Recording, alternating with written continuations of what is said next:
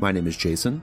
My name is Tom. And this is Fear of a Black Dragon, an old-school RPG podcast. And in this episode, we recreate the Mouth of Truth scene in Roman Holiday as we eventually find our way in to the Tomb of Horrors. Our first segment is the Basic Crawl. Dungeon Module S1 Tomb of Horrors is an adventure for character levels 10 to 14, written by Gary Gygax with a special thanks credit for ideas to Alan Lucian, and with art by Darlene, Errol Otis, David C. Sutherland III, and David Trampier. It was published by TSR in 1978, with various versions and reprints since then, although as a historical note we should mention that it was written by Gygax for the D&D tournament at Origins 1 back in 1975, and it was designed to be ludicrously difficult in order to challenge players who boasted about their character's skill or indeed their own, and that of course informs a lot of the design decisions we're about to talk about. It is 36 pages long if you include the covers, and they contain the intro with the legend of the tomb, including possible locations where it might be in your game world or in Greyhawk, notes for the DM, and the start section, which involves the rigmarole of finding the place in the first instance. And then we get to the, maybe not the biggest section of the book, but certainly the meat of it, which is the key to the tomb, the dungeon descriptions. And that key includes 33 locations. They are a false entrance tunnel, a second false entrance tunnel, the actual entrance to the Tomb of Horrors, frescoes of the Wizardly Workroom, the Arch of Mist, the face of the Great Green Devil, the Forsaken Prison, Gargoyle Lair, Complex of Secret Doors, Great Hall of Spheres, the Three-Armed Statue, Trapped False Door, Chamber of Three Chests, Chapel of Evil, Stone Gate, Locked Oaken Door, Magical Secret Door, False Crypt Protected by Fear Gas, Laboratory and Mummy Preparation Room, Huge Pit filled with 200 spikes, which I should mention is coincidentally, the name of my upcoming 8-bit pixel art indie video game. The Agitated Chamber, the Cavern of Gold and Silver Mists, False/True Door, the Adamantite Door, the Pillared Throne Room, Small Room with Door of Electric Blue, the Portal of Scintillating Violet, the Wondrous Foyer, the Valves of Mithril, the False Treasure Room, a Phase Door, the Secret Door, and finally, the Crypt of Asararak the Demi-Lich. Well, in the middle of all that is what was originally a pull-out section of illustrations. It's got 31 black and white picture handouts in it by Sutherland and Trampier, which are either a half page or an entire page each. And the dungeon key text tells the DM to show these to the players at certain points. Most of them show simply rooms or situations that the players can see as they enter certain spaces, although a few show monsters. Then, right at the end of the book, there is a character roster. This is 20 pre-generated characters, mostly ready to go, though you have to roll hit points and stuff, along with recommendations of which ones to assign to players in groups of 2 to 10. And then finally, the blue-tinted map of the tomb. And I think before we move on from this section, Tom, we should mention a couple of things that are not made clear by our format here. This dungeon is much smaller than you might imagine. Tomb of Horrors, of course, has a storied reputation in the hobby, and I think, I know when I was looking at it to prepare for my sessions, I was shocked by how tiny it is. It's a very, very small dungeon. And the other thing worth pointing out here is it's a very small dungeon that is all traps. It is dozens and dozens of traps. I don't think I'm overstating the case here. There's a trap every 10 to 20 feet in this dungeon. Yeah, that's right. I was expecting a mega dungeon basically before I read this, but it's not that at all. I was too. Yeah, I thought it was going to be like Temple of Elemental Evil or something, right? Yeah, it's a much more manageable text than you might have been led to believe, either by hearsay or that long list of locations that Jason just motored through as well. Exactly. I know. It's a very, very confined space, listeners. All right, well, let's talk about how we have used Tomb of Horrors. I have no experience with this whatsoever, apart from reading it in the last week or so. For me, I have been a player in Tomb of Horrors a number of years ago, and so I remember dying quickly. I remember having a bunch of pre-gens available and dying several times. I also recently attempted to run it in World of Dungeons. It did not work out like I had hoped, which I think we're going to discuss later on. All right. First off, then, let's talk about things we liked. What do you like about Tomb of Horrors, Jason? Okay, well, how about this? Let's start with the historical viewpoint. I think from a historical standpoint, this module is really worth looking at. Much like with Keep on the Borderlands, I think reading this module gives you a really good sense of what gaming must have been like in the late 70s and early 80s, at least fantasy D&D gaming. When I read this and modules like it, I have this really strong sense of nostalgia that is not my nostalgia, right? And I think that's kind of cool, right? Like, I think there is this sort of pop culture understanding of what it must have been like to play D&D in the 80s from, that you get from like, TV shows like Stranger Things and movies like E.T. and things like that. And yet it wasn't my experience because I mostly came up in the 90s with role-playing games. But nevertheless, when you read Tomb of Horrors, like, you're really kind of transported to this like different time and place, right? You have this really strong sense. So I think it's kind of cool from a sort of abstract, nebulous, touchy-feely sense. I think it's a cool thing, The other thing I liked about it that's more substantial, this dungeon is mostly just a bunch of sadistic nonsense. I'm not Gary Gygax hunting high-level player characters for sport, okay? I discovered too late that I have no real desire to run this. But having said all that, it's a really great grab bag of clever traps and puzzles and like sort of tricky corridor things, right?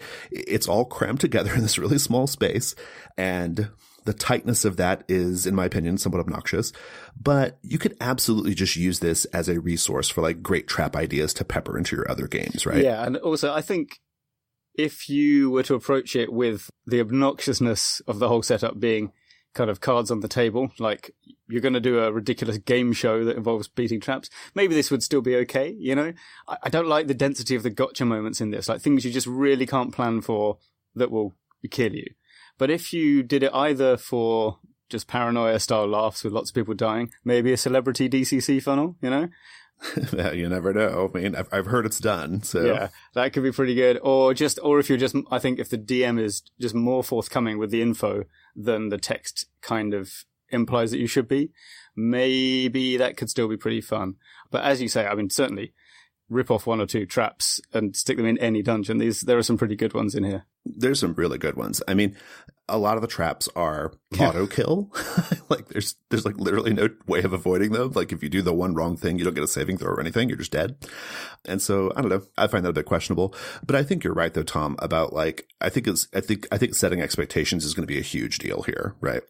And I have to imagine that the way you've described it of like kind of putting all your cards on the table, making it really obvious that, hey, the whole point of this dungeon is like for it to be ultra challenging and your characters are probably going to die. I think like if you present it in that way, that's going to be really good. And indeed, I have to imagine that's how it was back in 1975, right? I'm sure Gary Gygax was very upfront at Origins about what the purpose of this dungeon was, right? Like it was to challenge high-level characters. It was specifically to challenge two people in his play group, his son and I think one of his co-authors on D&D. So yeah, I mean, you're right. I think if you approach it in the right mind frame, the right frame of mind, the obnoxiousness of it, the sadistic nature of it probably is mitigated quite a bit. So yeah, I'm into that. Yeah, I mean, yeah, as long as you say we're going to do Fantasy Running Man and you're the contestants, not let's go just do a normal dungeon, which has probably got orcs in it or something. Yeah, then you're fine. But anyway, let's talk about, what I think is the standout part of this, which is the visual handouts in the illustration booklet. I agree. Yep. I mean, I was about to say, I don't know why more books haven't done it. And I do know why, because coordinating art like that is really difficult and time consuming and kind of expensive. So that's why. But it's really cool, I think. And it reminds me of things like, there's a series of kids books called the Usborne Puzzle Adventures I had when I was about, I'd say 10. And actually my mum posted the book kind of anthology that I had to me recently. So now my son has them as well. And they're full of these similarly, these kind of big pictures that have lots of details in them, and like Tomb of Horrors, have clues to the puzzles in the picture, and it tells the story through that as well, which I think is really good. In the picture, yeah. Yeah, I had that same question when I was going through it. I was like, this is really cool. Why don't more games do this, you know? And you're right. I imagine it's probably just expensive and difficult to do to coordinate the art in that manner. But it is really neat. Like, you look at them and, like, there are clues embedded in the picture. You show it to the players. That's sort of like visual tactile element, I'm sure really, really goes a long way toward making the Tomb of Horrors experience less like just gotcha insta-death, right? Or just frustrating, you know? Pretty cool. One thing I really like about these pictures is the perspective they're presented in. You get this like neat, like looking down the corridor perspective at a lot of them.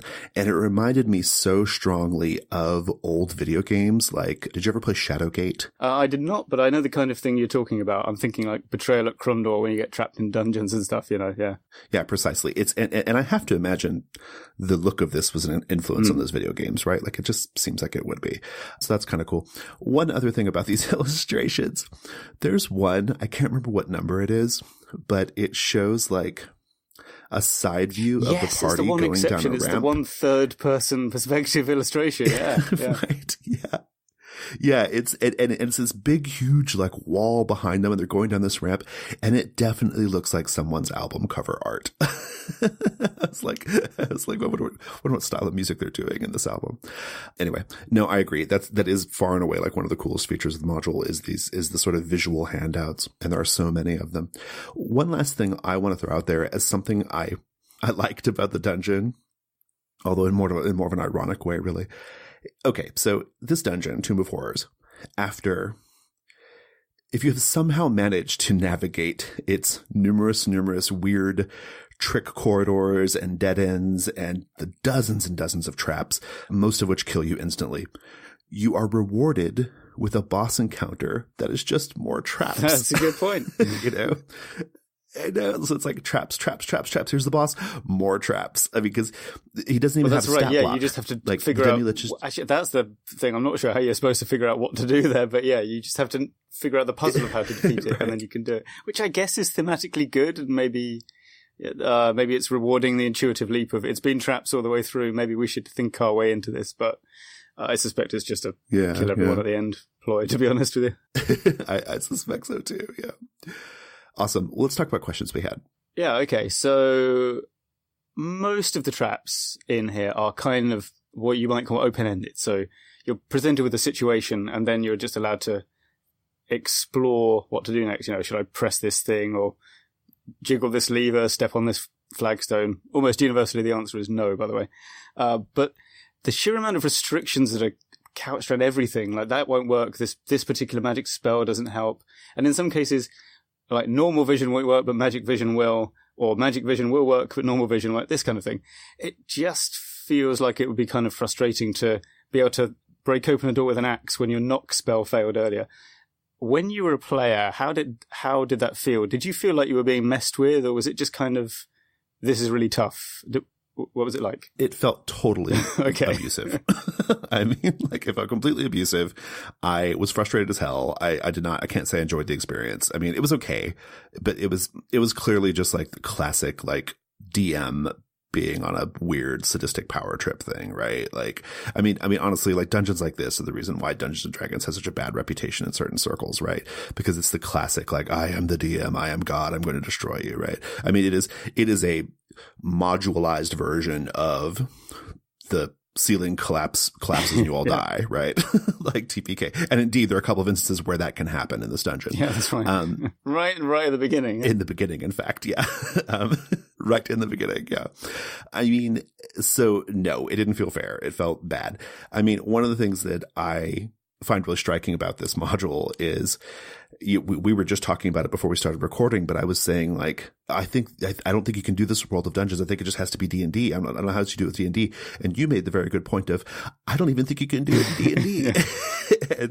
and I think you're right. Like, it really defangs D&D in a lot of ways, don't you think? Like there's this maze that's been constructed, but then all the things that D&D characters would normally do would probably get through it. So therefore, they're not allowed to do the things they do. And at that point, why aren't we just going and playing this something else. Obviously, in 1975, that wasn't so much of an option, but you know what I mean? Like, maybe you should just sort of figure out a different kind of logic puzzle experience. Although, obviously, saying that, I can't think of how that would work off the top of my head right now. So that's a pretty bold request to past Gary Gygax.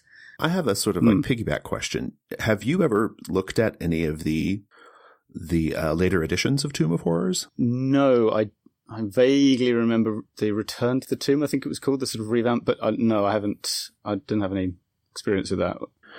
Yeah, and I'm pretty sure 5e has something out right now too that's inspired by it. But yeah, I haven't looked at it. I was just curious if you'd seen any of that stuff. I'd be curious if they like answer some of these concerns in those like sort of spun out later editions of it.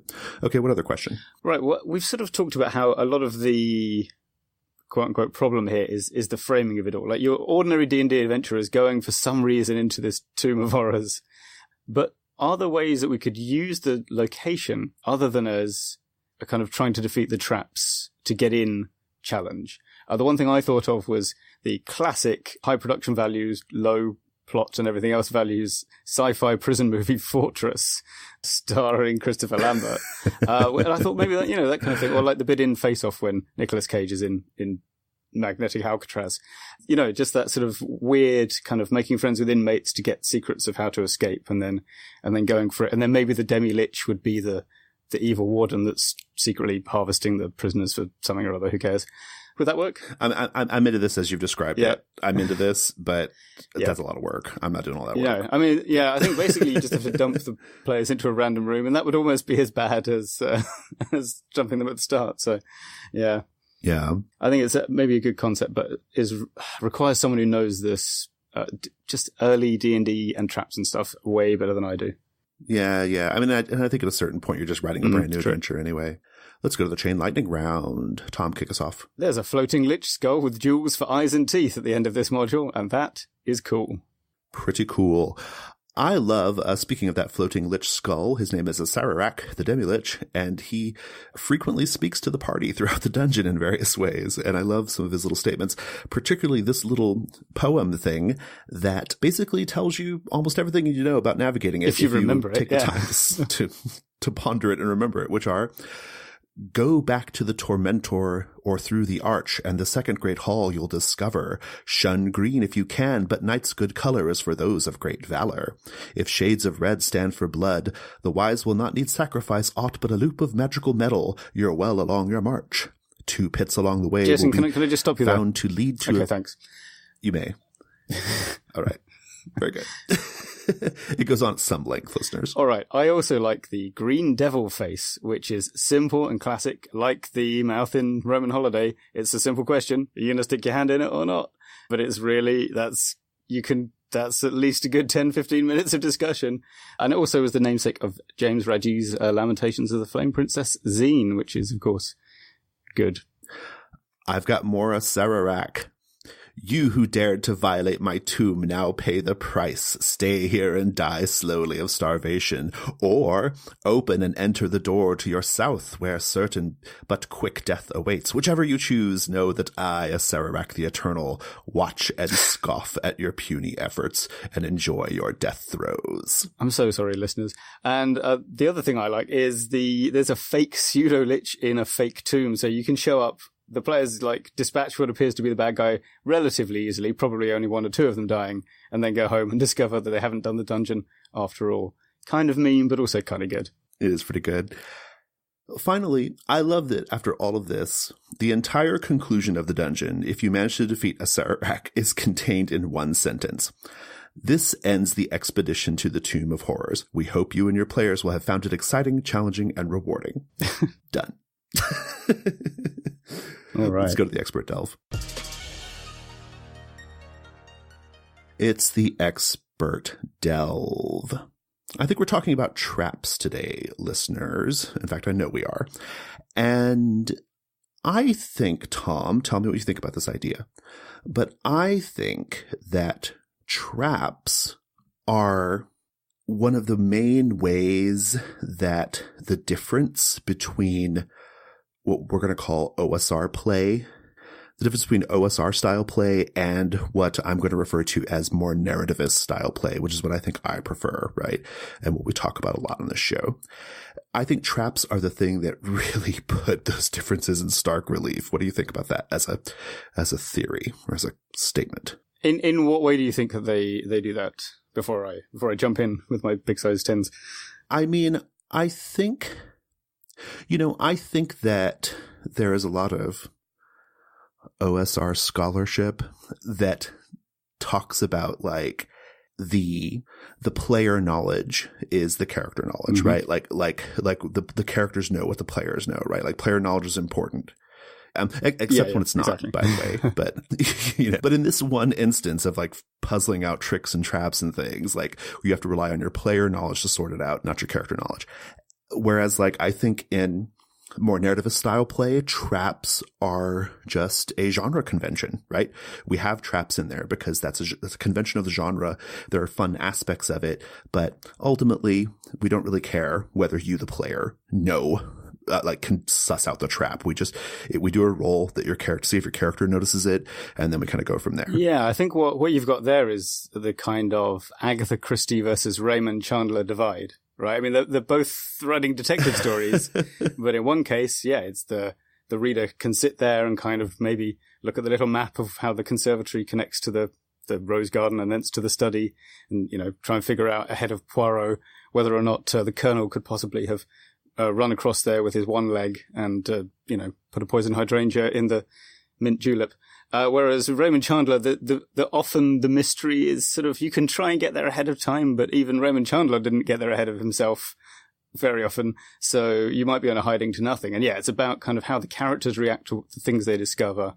And there's a fair amount of being whacked on the head and falling into a whirling pit of unconsciousness. And in a similar kind of way, it's about how the characters react to the traps in the more narrativist style, but I think you still have to have them. They still have to be a little bit of a puzzle. And that's one reason that I like, for example, the green devil face in Tomb of Horrors. It's a puzzle or it's a trap, but it's not. You don't have to spend 20 minutes describing it. It's very simple and it has things people can discuss and their personality could come out. Cautious people, reckless people, people who think they've got an inside line on what might be inside its mouth, that kind of thing. Whereas, the OSR one is that more, let's sit down and carefully work it out. Although that being said, I think a lot of OSR play, they'd still let their characters come through in how they attempt to assault the problem, Absolutely. Yeah. I think what you said is right. The main difference, at both tables, you're going to have this conversation between the characters, right? Between the players. Sometimes it's more of a meta conversation, but in any case, a conversation will happen. And I think the big difference is that just in the OSR game, if you don't figure it out as a player, you could be dead, right? Whereas in, say, World of Dungeons or Dungeon World, you do the roll and maybe you miss the roll and okay, you're dead, but at least you just do the roll. And then the GM tells you if your character, what your character discovered, right? I just think that there's some other preeminent OSR scholar who I won't name right now once said that World of Dungeons as a system is way too easy for certain modules that are meant to be very deadly, right? Like Death Frost Doom or similar. And I kind of take that point because I think that in World of Dungeons, you can kind of escape things a little more easily, right? But I also think that's because games like that with more of a narrativist focus just have a different goal in mind, right? It's not about solving the problem. It's about experiencing the problem. Yeah. Right. So I think that's fair. So you mentioned then that you tried or thought about running this in World of Dungeons and then didn't. What were the sort of stages of, denial, acceptance and so on that went into that? So I put Tomb of Horrors on our calendar 2 months in advance, like I do, thinking, this is a classic. This will get people excited. And I could do anything with World of Dungeons. And I was like, I can do this. And so we get to about a week before the first session. I planned on the first session being kind of a traveling journey session anyway. We weren't going to get into the Tomb of Horrors until session 2, so I wasn't really worried about that. But I began looking at that point at the module. I kind of waited until then to really start getting into it. And I began to discover, holy shit, this is going to be really hard. But I sat on it for a bit. I was like, well, let's just get through the journey session and then I'll come back and I'll kind of reassess.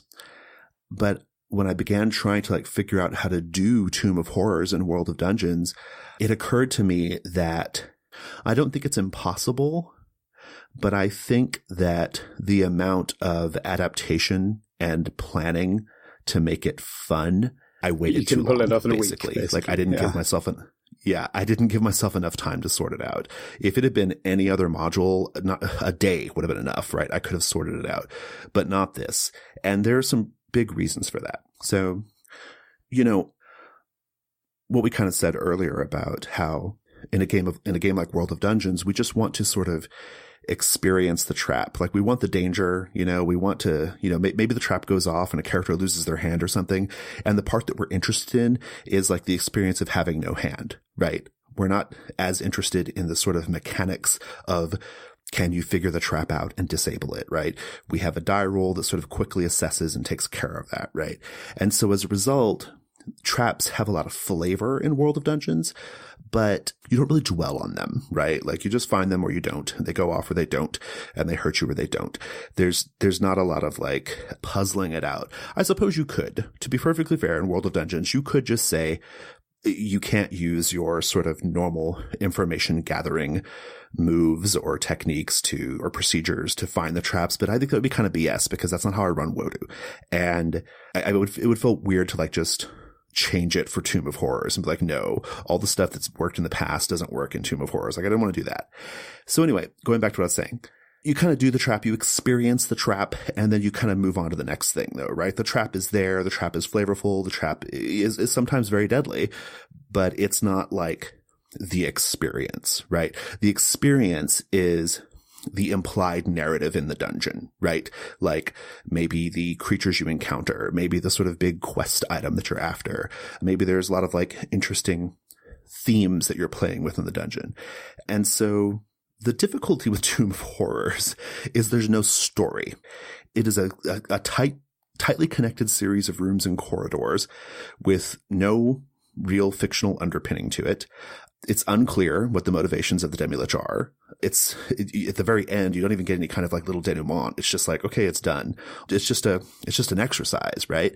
And so because there's not a lot of implied story, because there's nothing but traps, I didn't know how to make that enjoyable.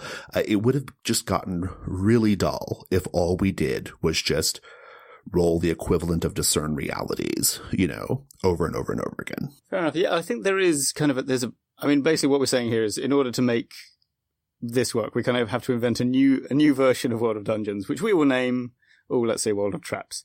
And World of Traps. Which, just imagine, you leave the Tomb of Horrors, there's more traps all the way back to the city, and then that's just full of traps as well. But yeah, and I think it's doable. I think there is a balancing act to be had between just essentially having no role-playing going on, sort of the very bland Agatha Christie when she couldn't even be bothered to do kind of personality quirks in dialogue, and just essentially having a logic puzzle. And then the other extreme of essentially having a roll plus whiz to solve the puzzle, which is also bad, right? Yeah. It can be, yeah, depending on how you frame it, but yeah. I think probably one thing to do would be to break down the Tomb of Horrors into which ones are the big set-piece traps that you want to have fully fleshed out, essentially to be presented like they are in the module. Mm-hmm. And the simpler ones I would kind of keep around for 6- rolls when other things are happening. The kind of mundane sorts of traps, or like you have in, say, Castle Ravenloft, where, just big spears appear out of the wall and stab someone for no real reason. That kind of relatively mundane one would just be around as a dungeon move, I would think. Would that work? I totally agree. Organizing it around the big set piece traps is maybe the way to do it. And I think this is maybe a good approach. I would have done this in my run of Tomb of Horrors if I had not fucked myself over by waiting too long. Yeah. Right. Can I tell you what I did instead, by the way? Oh, yeah, go on now. Instead, what I did, sorry for this diversion, listeners. Instead, what I did was they got there finally. They learned from a villager NPC that some months ago, a local lord, the Duke of the Duchy of Jeff. Yeah, I saw that in the Duchy of Jeff as a location. Seriously? That was the most exotic and fantastical thing. Yeah. That was my favorite joke of the whole series I read. The Duke of Jeff. Sorry, carry on. The Duke of Jeff brought a bunch of engineers and warriors and clerics and just dug the fucking Tomb of Horrors up. Okay. Just dug the whole damn thing up, cracked all the walls, sprung all the traps, just left it a big, like almost sort of, like Mount Vesuvius ruin or something, right? Like yeah, that's a pretty cool site actually for a kind of adventure location. Yeah. Yeah. All that was in my game, all that was remaining standing was the Great Green Devil Face. Nice. Right? Classic thing, right? I had to get that in there. And instead of a sphere of annihilation in the devil's mouth, it was an extra dimensional space, a tunnel that led to Deathfrost Doom. Uh-huh. Deathfrost Doom being a tomb of horrors. Of horrors. Yes, very good. See what I did there? So that's what I ended up doing. Sorry, that was a sidetrack. Yeah, the Green Devil Face, that would definitely be in my... I think I would choose the set pieces. That would be in there. Big set pieces, yeah. The final thing with the Demi-Lich, and then like one other, take your pick, right? Well, so let me tell you, like, what you said earlier about, like, having the little traps just be, like, kind of a dungeon move. And listeners, if you're not familiar with, like, Dungeon World and World of Dungeons, a dungeon move is just a GM move. Like, whenever a 6- gets rolled or a 7-9, maybe the GM, like, does that, right, as a consequence of their action. My question, though, Tom, why I'm not sure this would work is there's nothing to fight in Tomb of Horrors. Like, there's nothing else to do but traps. So where would the rolls even come from? Well, this brings me to my next thought I'd had. Yeah, so I read a now 2-year-old blog post by Chris McDowell, author of Into the Odd, where he talks about choices and consequences, and his phrase is pick or push. And so I would use this for things like traversing any kind of a stretch of corridor in the dungeon. And you can choose either safely or quickly, or you can push. You can try and use your character's abilities to find a way to get both. Come up with an ingenious way to traverse the space without setting off the traps, but still do it quickly. Oh, that's almost like my labyrinth move in a way, isn't it? Yeah, so if you could sort of set up just like choose a few sections that you would use to connect the big traps, set pieces, and then present those dilemmas to the players. And I think you'd have a pretty good setup. I'm getting into this, yeah. So just to kind of rephrase what you said to make sure I understand it, you're saying that like the connecting corridors between your big set piece ones, you would just have it be a roll or something, or some kind of like a roll on, or some kind of mechanical procedure on some sort of spectrum whereby the players make a choice, a die roll happens, and depending on the result, we get traps. Like they get sprung. Yeah, maybe. Yeah, I mean, I wouldn't want it to always be the go down a corridor move. That would be one, and then I can't think of it right now. I'd have to think of like a few more ways you could make it, or just a few more options you would have. Figure out the dead end or whatever, right? Yeah. And then I think the next thing would be I would keep something like Discern Realities or Read a Sitch from PBTA, but I would just be really laconic with the answers as the GM. Like, well, what here is not what it appears to be. The box on the wall. Okay. That kind of thing. Yeah, so they still have to keep like kind of checking, and of course maybe making more rolls and risking a 6-. And then I think would also want ways to use more than just wisdom and dexterity for getting around things. So I think when you trigger a trap, that would be a charisma roll. Taking after, I think, Veins of the Earth, where, all of your stats apply to saving throws, would be a charisma roll just to avoid the effects of a trap. So for example, if you've got a thing where you fall into a pit and then maybe get stabbed by spikes that have poison on them, you would roll plus charisma and use hold to buy off those effects. Probably the deadly poison first, and then the falling damage, and then the spikes or something. I don't know. But you'd sort of only be able to get out of some of the effects of triggering it by mistake. And then I think also you would need to have an option for setting off a trap on purpose. That's the thing people do. I don't know how to handle that, though. What do you think? Yeah, I don't know. I mean, it could be in World of Dungeons, I would have it be a die of fate roll, right? Mm-hmm. Like you roll the die of fate. If they just did something like that where they're just like basically, crossing their fingers and hoping for the best, I would just roll the die of fate to see how bad it was. They get a 1, well, maybe they die. That's fair, yeah. And then I think the other thing is I'd want a strength-based kind of Discern Realities, but it's only focused on how to destroy things rather than actually solve the puzzle. And then finally, I think importantly, would be to make magic useful in the tomb. I think you just have to get out of the D&D, I'm going to cast this spell now thing, and make it more like communing with the spirits or summoning the forces of magic to find things out or to reveal things. Yeah. So because it's never the answer to getting past the next barrier, but it could give you information about the barrier.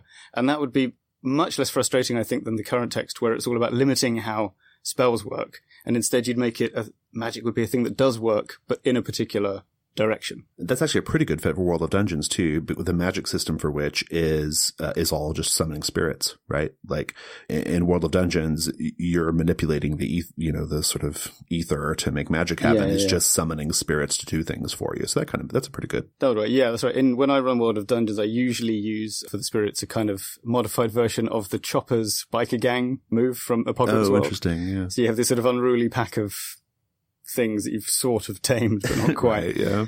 Oh, yeah. In my games, they always want something, or they're just a pain in the ass, right? Yeah, exactly. And then just my final couple of thoughts are that giving too much information is much less bad than giving not enough. And I think there's no need to limit the number of hints or clues that you give to players, because just a certain sense of pride of wanting to do it without hitting the help file that often it's kind of its own reward. And if you really wanted to, you could do something like track how much hold they spend on different moves and deduct it from their maximum score at the end of the dungeon. But ultimately, in their heart of hearts, the players would be doing that for themselves anyway, in a sort of more feels-based way. I tend to agree. That's super interesting. Yeah, that's an interesting approach. I think if I had taken the time, given myself enough time to sort of reconfigure or recontextualize Tomb of Horrors for World of Dungeons, I probably would have come up with a lot of similar things, to be honest. It definitely would have been more abstract. I've talked about this a lot in the past, bringing forward the interesting things, right? And focusing on the interesting things. In this case, focusing on the big set piece traps and the sort of classic moments, like the green devil face and all that, right? Yeah, I'm into it. I'm really into it. I don't know if I have anything else to add. Is there anything else you want to say about it? Not really. I just think for all this talk about it being, maybe we're coming across as a bit too down on it. And for all that, I don't know if I would be able to slam it into an ongoing game I have. I've acquired a bit of affection for it. I think there are some really nice touches in it. I really love the way there are so many details in the artwork. And I suspect that artwork in the handouts might be one of those things where until you run it, you don't realize how it helps. I suspect there's more going on in those pictures than we can see just from reading it, because we're not approaching it as players. So I'd be interested to hear what people think about that from a player perspective. No, I agree. I mean, yeah, I hope it hasn't come across that I'm down on this dungeon, because I'm really not. I think there's a lot of really cool, interesting stuff here. And I think as a sort of thought experiment, Tomb of Horrors is very, very interesting. And even though I can't even imagine putting this into an ongoing campaign or into any kind of circumstance where I care about the characters or I think the characters are interesting. I can't imagine myself running it that way. But I think what you said earlier about the way you set expectations for Tomb of Horrors, the way you present it to the table can go a long way towards making it a very particular, fun kind of experience, right? I mean, funnels are fun, right? Yeah. So, I mean, there's something to be said for it. I think the advantage of, say, a more modern DCC funnel over this is it has some story to it. And just a little bit easier to grapple with, I would say. Yeah. One thing I want to just kind of say on the broadcast here is I would really love to hear from more sort of dyed-in-the-wool trad or OSR players and GMs here. I would love to know if you've played Tomb of Horrors, what it was like for you, what it was like for your group, how did you present it to the group, and what particular pleasures exist for you in Tomb of Horrors such that they are. With that in mind, or with that said, rather, let's go to companion adventures.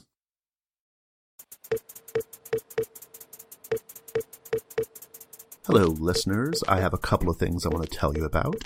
The first is that GauntletCon 2018 is coming October 18th through the 21st. GauntletCon is an online convention featuring games, panels, and contests. The event is free for our Patreon supporters, but no fears if you're not a Patreon supporter. There will be a registration process available soon for non-Patreon folks. Please note, however, that Gauntlet Patreon supporters are allowed to register for game events before everybody else. The second thing I want to tell you about is Codex Chrome 2, the newest issue of our fantastic indie RPG zine.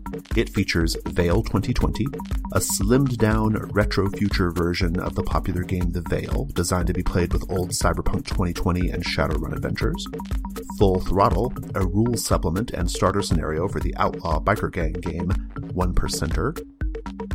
Body Hack, a one-player journaling game by Kira McGran about learning to live with your new cybernetic body part, and 36 cyberware glitches and malfunctions. To To get Codex Chrome 2, just make a $4 or higher pledge on our Patreon at patreon.com/gauntlet by the end of July. And back issues, as always, are available on DriveThruRPG. Thanks. Okay, companion adventures. Let's start with, let's do films. You have I'll start, actually. Mm-hmm. Well, I think the really obvious film choice here is the 1997 movie Cube. I'm sure it's something we've all seen. It's a kind of a modern day quasi science fiction, I guess, story of people trapped in this cube, which is just a bunch of interlocked sort of like little trap corridors and stuff. It has that very like loaded with traps feel. It has a very claustrophobic feel. And that's actually a good segue into my next film recommendation. I think, to the extent that you do want to try to convey a particular type of atmosphere in Tomb of Horrors, I think that atmosphere is claustrophobia and sort of tightness of space, right? And I think the movie Devil, which I believe was at least produced by M. Night Shyamalan, one of his better things he's been involved in recent years, the movie Devil that takes place entirely in an elevator car among a bunch of people who are trapped, and one of them is Satan. I think it's a very good movie. You might disagree, Tom. I think it's really good. But more than anything, it has this really fantastic sense of being like in this tight, dangerous, enclosed space, and I quite like it. Yeah, I nearly put down Cube, but then I couldn't remember all I could remember was the maths-based problems, and I wasn't sure if it was trappy enough. It really is the triumph of low-budget filmmaking, though, because, of course, they only have one set. They just light it differently. It's brilliant. And it's been years since I've seen it. My memory is it had a bunch of traps. So, yeah, I have a feeling it wasn't as good as it. I think it started strongly and then kind of tailed away from my recollection. But that was in 1997, so, a lot of time has passed under the bridge, so to speak. My film, however, is also an atmosphere choice, which is Burning Paradise, a Hong Kong film directed by Ringo Lam in 1994, produced by Choi Hark of Once Upon a Time in China fame. And, yeah, it is... the plot is these Shaolin fighters I think they're captured by the Manchu and sent to this place, the Red Lotus Temple, which is overseen by a kind of evil wizard guy who does quite cool calligraphy-based sorcery. But the location of this temple is weird and creepy. It's full of booby traps, and it feels kind of subterranean and just kind of evil. And so, yeah, I would look at it for the sort of production design. And I don't remember any of the traps except for, it was a Buddha statue that sort of had like musket barrels that poked out of the bottom and shot everyone. I think that was one. That's the only one I remember, though, so I don't think the traps were that much to write home about. But certainly for atmosphere and kind of menace, I think Burning Paradise is worth a look. Awesome. Let's go on to other game-related recommendations. You have some game books here. Tom, what do you have? Yeah, so the fifth fighting fantasy game book is called Death Trap Dungeon and is, as the name implies, set in a dungeon full of traps. The framing here is it's just like an annual challenge. I think your character in it has volunteered to go in because you get like 100,000 gold coins and a crown if you win. And yeah, you go in, there's like a bunch of other contestants and you have to solve puzzles, fight monsters, try not to get killed. And it's, having looked back at it, it's got quite a few insta-deaths, so it has that in common with the Tomb of Horrors. But I think it's a little bit kind of fairer, a little bit more approachable. And it's also available in video game format, D20, Advanced Fighting Fantasy. And, of course, the game book itself is on Steam apps and stuff now. Of the two role-playing game ones, I would kind of recommend the Advanced Fighting Fantasy one because it's a PDF where the author notes he didn't want to breach copyright. And for that reason, he doesn't repeat any of the text from the book. It's just these really short Dungeon World, Dungeon Starter style notes, like really short. And it's very good for that reason. I think even if you haven't read the game book, you could sit down and run it pretty easily. Is Death Trap Dungeon a ripoff of Tomb of Horrors in the same way Warlock was of Keep on the Borderlands? I think it's more a ripoff of Running Man. But certainly I reckon I think it's almost certain that it was kind of a parallel let's do a traps-laden dungeon one to follow on from the Keep on the Borderlands one, but the actual format is pretty different, I would say. Cool. No, I'm just kidding anyway. Awesome. I am going to recommend, it's this book that I won at a convention about 5 years ago. Okay. And it was like a door prize thing, and I've actually used it a bunch since then. It's been one of like the nicest things that have ever fallen into my lap. It's called Deadly Trappings, and it was published by Kenzer and Company in 2009. I'm not sure offhand where you can get a hold of a physical copy, but I'm pretty sure you can probably PDF it somewhere. But Deadly Trappings is a little kind of comic book / graphic novel sized book with a bunch of like very unique traps. The traps are, I mean, they stand out for being quite unique. And what's neat about them is they all have like sort of cutaway illustrations. So you can see like how the trap works, you know, which I think is something that sometimes gets glossed over in role-playing games, right? Like, how does the mechanics of the trap work? Yeah. So it's pretty cool. Good book. Yeah, that's just reminded me, of course, of the Grimtooth collections, which are notorious back in the day. I remember being in secondary school with us all just poring over the details of a trap and trying to figure out how you could possibly get out of each one. I don't think we ever used it. We just loved looking at the trap diagrams. Anyway, my final companion adventure is Portal, and I guess Portal 2, although I'm not sure it's as good an example of what I like about Portal, which is it's a great kind of prototype to use for slowly teaching the mechanics of the game. And so that as you progress through more and more complex puzzles and traps, like giant jets of flame, for example, acid or whatever the heck that stuff you're not meant to fall into is, you get better and better because you practice the skills and you pick up one new skill at a time. So by the end of it, you're kind of combining abilities and movements in a way that you never would have been able to when you first started that first level. So, and also it has some good kind of logic puzzles involving physics, which is always good. Awesome. Well, listeners, that's our show. Fear of a Black Dragon is a production of The Gauntlet. If you'd like to get in touch with us, we can be found on Twitter at GauntletRPG. We have a G+ community. Just go to the community section of G+ and search for The Gauntlet. You will find us there. We have a website. It's gauntlet-rpg.com. And we are on Patreon at patreon.com/gauntlet. Tom, thanks so much. Jason, thank you. Thanks, listeners. Take care.